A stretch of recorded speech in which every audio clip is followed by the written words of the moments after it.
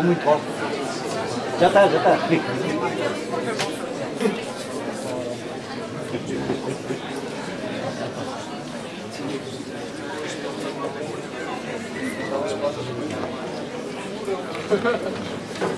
Então, muito boa noite. Obrigado.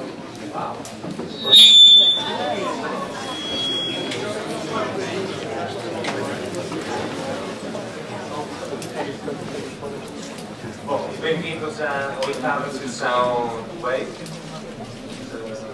É curioso como aumenta a audiência e da mesma forma vai diminuindo, vão diminuindo os pedidos de participação participação ativa no Wake, que claramente é dramático. Um dia destes nós vamos encontrar aqui só nós, com o convidado, sem mais ninguém, só a conversar sobre o projeto do convidado. Enfim, e este é um tema que, como podem imaginar, vai pôr aqui em causa, entre aspas, sustentabilidade deste evento.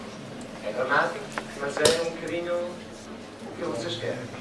Ainda por cima, gostava só de frisar, vai seguir agora uma carta aberta no site da Ordem, possivelmente amanhã ou depois, uma secção do Jornal Sul, claramente. É uma carta de um nosso colega que se queixa da falta de atividades deste tipo, marcando um bocadinho uma posição sobre o facto da Ordem